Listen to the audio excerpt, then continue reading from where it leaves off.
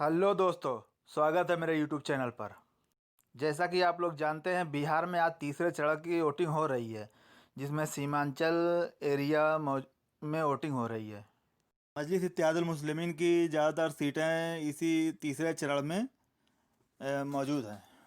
बिहार वासियों से अपील है कि सच बोलने वाले का साथ देंगे या जो बार बार झूठ बोलता है उसको साथ देंगे।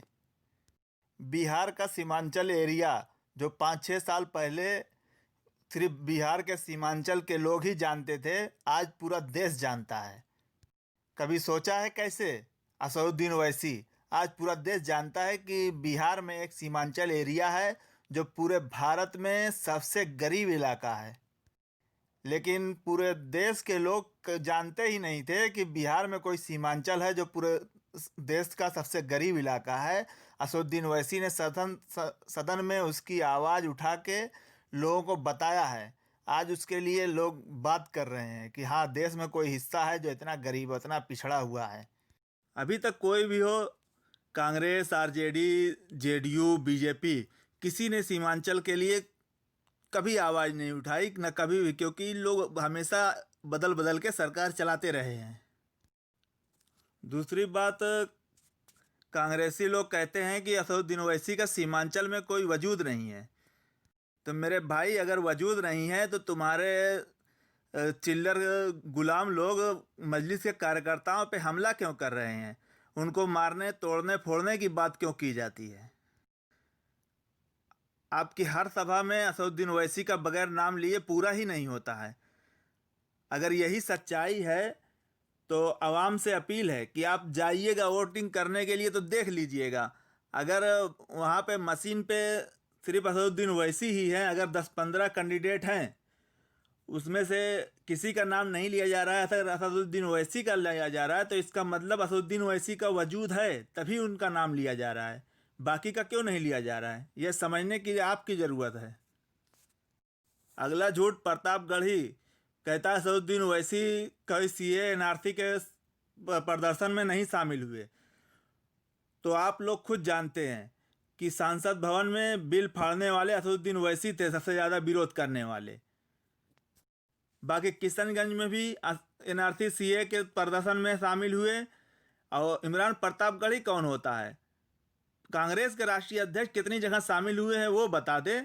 आप लोग खुद सर्च कर लीजिए, अभी भी फेसबुक और यूट्यूब पे वीडियो पड़ी होगी कि कहाँ कहाँ राहुल गांधी गए हैं, कहाँ कहाँ असदुद्दीन ओवैसी गए हैं।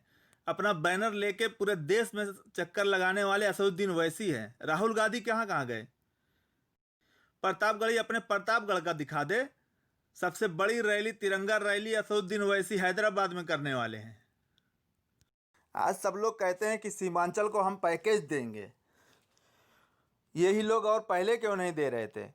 आप लोगों को ये चीज़ सोचना पड़ेगा। असदुद्दीन ओवैसी अगर मौजूद हैं तो ये लोग खुद घुटनों पे आके देंगे, क्योंकि उनको डर आएगा कि हाँ, अगर नहीं देंगे तो सीमांचल में हमको कोई पूछेगा ही नहीं। कि आप अपनी भलाई के लिए असदुद्दीन ओवैसी को मजबूत कीजिए। सीमांचल में पूरे बिहार की भलाई होगी, क्योंकि उनको डर रहेगा कि अगर हम काम नहीं करेंगे तो असदुद्दीन ओवैसी हमसे करवाएगा। इसीलिए असदुद्दीन ओवैसी से डर है। बाकी और पार्टियों से क्यों नहीं नाम ले रहे हैं ये लोग? और भी पप्पू यादव है, चंद्रशेखर आज़ाद है, वो बीजेपी की टीम नहीं है। उसको बीजेपी की टीम नहीं कहेंगे। क्यों नहीं कहेंगे?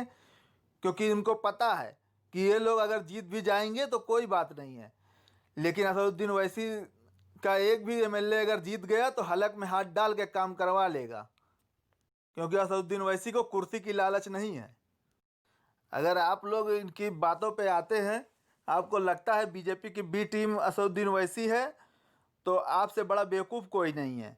क्योंकि अगर लोकसभा इलेक्शन में दिल्ली पूरा हार चुके हैं, क्या आप दोबारा इलेक्शन नहीं लड़ेंगे? 2 बार से दिल्ली पूरा 7 की 7 सीट हार गए लोकसभा में, और विधानसभा में 2 बार हार गए हैं। क्या कांग्रेस अब दिल्ली इलेक्शन नहीं लड़ेगी? छोड़ दे तब।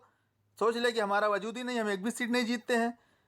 यूपी, जहाँ उनका कभी गढ़ हुआ करता था, जहाँ बाप दादा के पुरखा का विरासत है, वो अपनी सीट हार गए, एक सीट सिर्फ जीतते हैं 80 सीट में से। बिहार 40 सीट में से एक सीट जीतते हैं। उसके बाद इल्ज़ाम लगाते हैं असदुद्दीन ओवैसी का। असदुद्दीन ओवैसी है सारी सीटों पे लड़ा है। अगर फिर भी आपको लगता है तो आपसे बड़ा बेवकूफ़ कोई नहीं है। बाकी आप, फैसला आपका है। पतंग को, निशान को ज़्यादा से ज़्यादा वोट दीजिए, सच के साथ आइए। यह झूठ अगर आपको नहीं लग रहा है कि कोई बार बार झूठ बोल रहा है, ये आपको दिखाई नहीं दे रहा है, तो या तो आप देखना ही नहीं चाहते हैं, या तो आपको गुलामी की आदत पड़ चुकी है। सच्चाई यही है। मेरी बात बुरी लगेगी लेकिन हक यही है। अब देखना ये है, 10 तारीख को पता चलेगा कि सीमांचल वाले सच के साथ हैं या अभी भी झूठ के ही साथ हैं, अभी भी आप वैसी ही ज़िंदगी जीना चाह रहे हैं। आज के लिए बस इतना ही। जय हिंद।